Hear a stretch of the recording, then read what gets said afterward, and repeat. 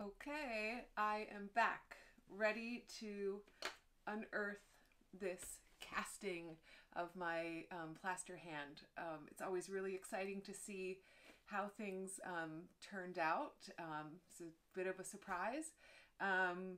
This is 24 hours after I actually cast it. I didn't have a chance to get back in the studio this morning, and so I kept it bagged really well. Again, what we're trying to do is keep the alginate from drying out so that it's soft and flexible to help us kind of find the plaster underneath.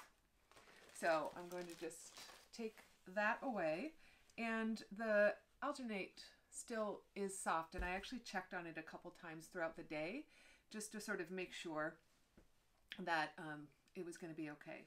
So the first thing that I'm going to actually do is remove this casting from the container. And I usually like to just hold on to these containers, although you can also recycle them.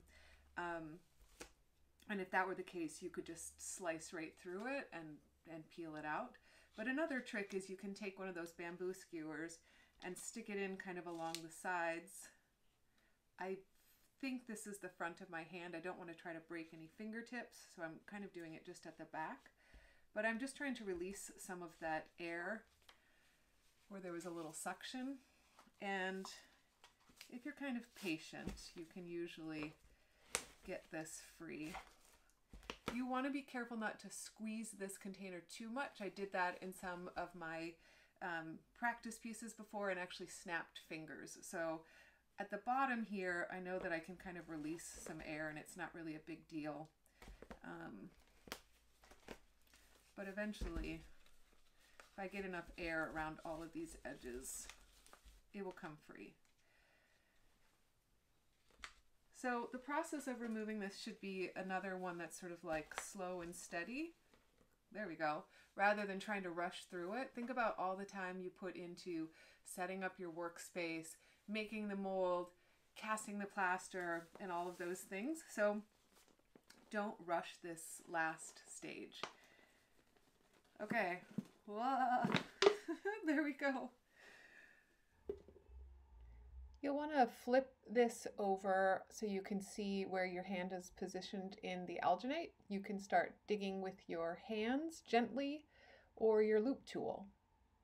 And actually, there's a teeny little piece of plaster in here, and that was from the vent hole. So this is the front of my hand. So that's good for me to know that my fingertips are facing this way.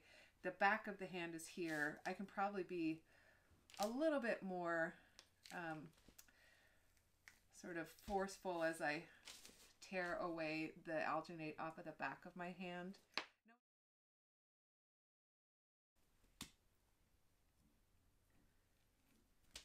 And again, you can use a loop tool, just kind of slow and steady, but if you feel something hard, you should stop because you're going to end up with tool marks on your casting. But as I said, sort of once I figure out the direction of my hand and I know I can be a little bit more aggressive in some areas than I am. And as I said, if I can dig in with my fingers, I usually just kind of start there.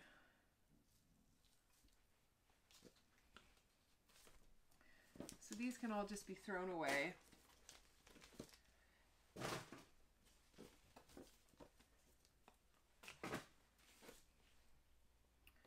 And if you're not having a good luck pulling big chunks away, again, slow and steady is just fine. So a smaller loop tool, just kind of taking off little chunks like this. This is another really great thing to do, especially if you've never done these castings before and you're sort of a little nervous about it. Just use your small loop tool.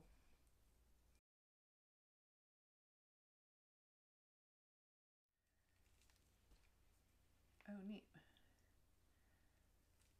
I'm finding those vents again. See, a little piece of plaster has filled up. Made these cute little cores.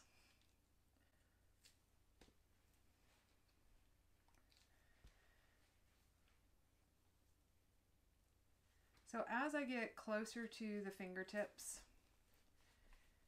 I'm gonna start being even more careful than I have been, reminding myself where my pinkies are and all of that.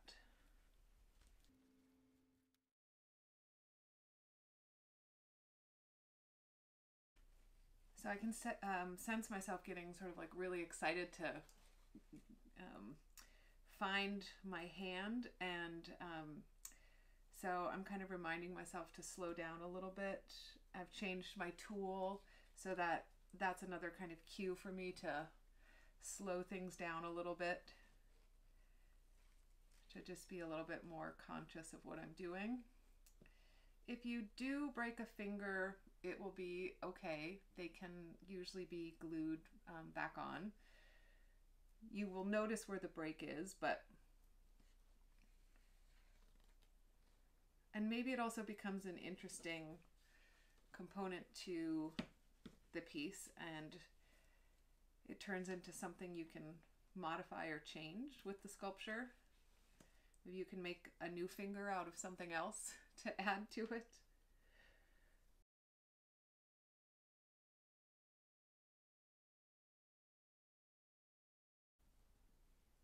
So this has been 10 minutes since I've started the demo, kind of talked to you for about a minute, and then started working the casting out of the soda bottle and carved away, just as a time reference for you.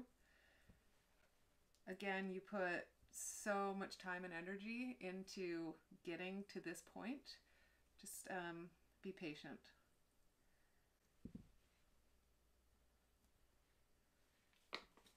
So I'm starting to make progress, but this is when it gets really sort of fragile.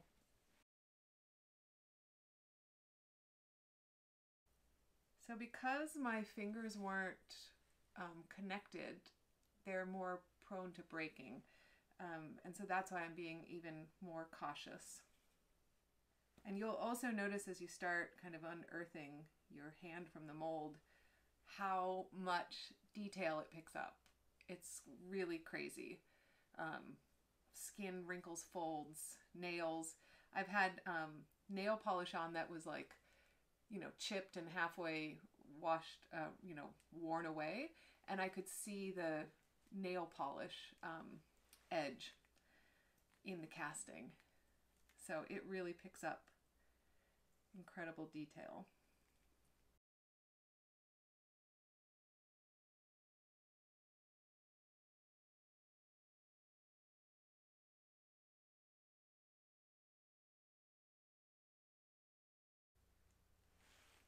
I'm getting closer, but I want to be slow with that last little bit.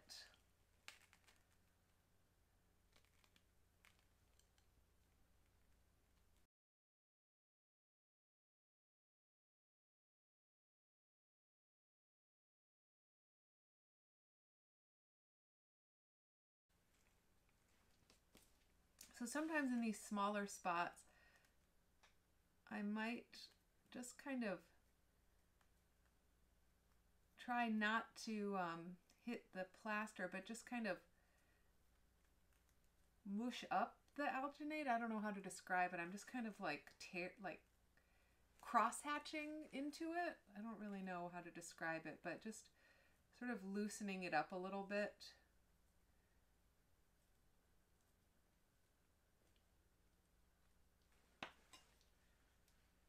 So then I can kind of pick away at it a little easier. Also, the bamboo skewer can be useful to kind of help get into some of those smaller areas. It's not quite as sharp as the needle tool, and I often forget about the power of the bamboo skewer.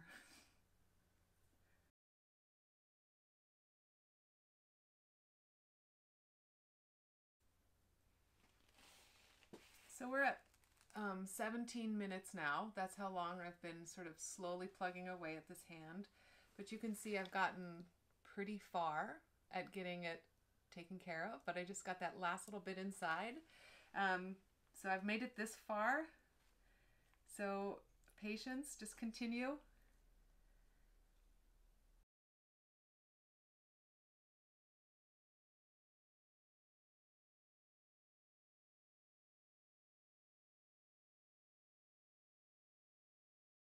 Okay, it's getting freed. We're at 19 minutes here. Um, you know, this might be something you think about when you decide on your hand position. Mine was a little bit more closed, and so it's got a much smaller spot for picking at, but it wasn't that bad.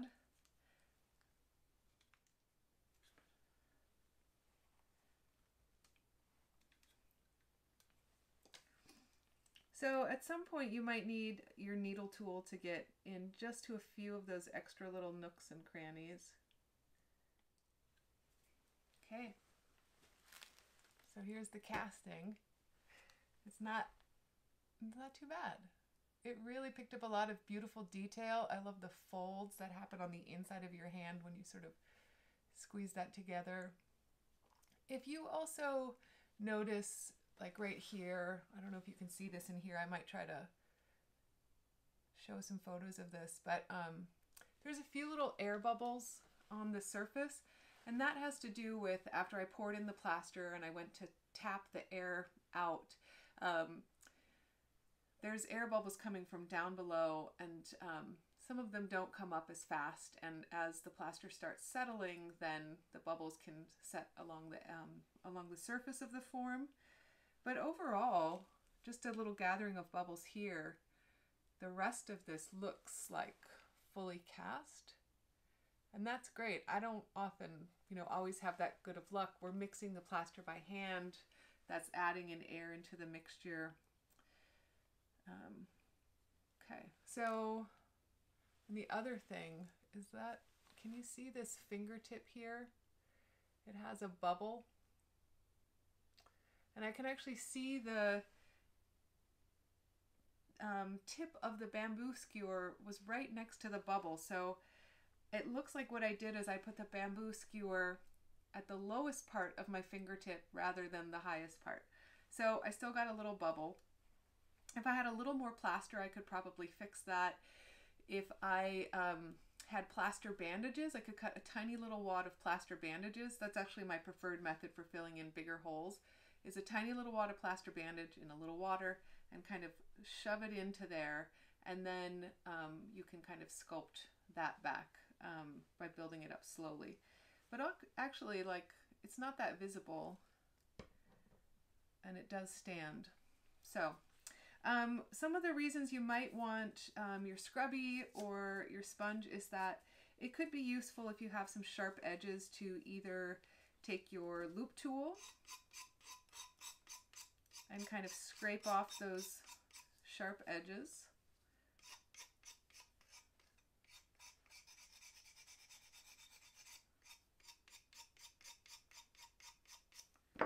Or even to take your scrubby. And if I'm using my scrubby, I actually like to use a little water, then I make less dust.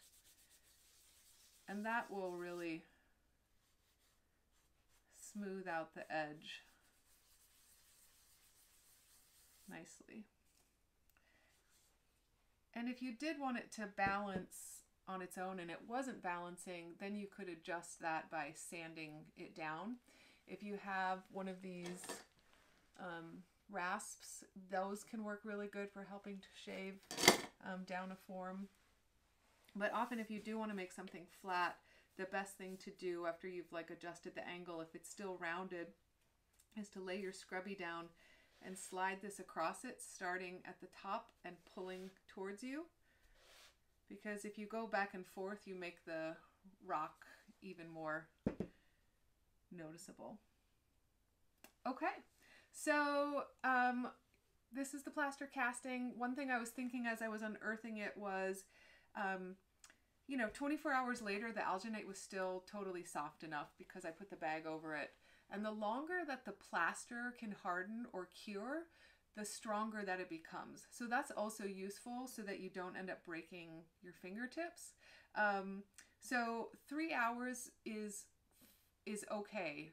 If you cast it and you need to unearth it 3 hours later, you just want to be extra careful because it hasn't cured quite as much. But I've had lots of success pulling out molds after 3 hours. But if you have the 24-hour time range or a few extra hours, it can be useful just for a little bit more strength. The plaster hand will still feel wet to the touch and have a lot of moisture in it. When you're storing it, until it's fully dry, keep it on a piece of plastic or something. Don't set it on a wood shelf or an end table or a nightstand, or I don't know why you'd have it on your nightstand, but don't put it just directly on wood because the plaster will leach out water and you'll get a water stain on your wood. So just a little kind of heads up about that. Next thing, just clean up your mess. Again, I can throw all this away and kind of scrape it up and I'm good to go.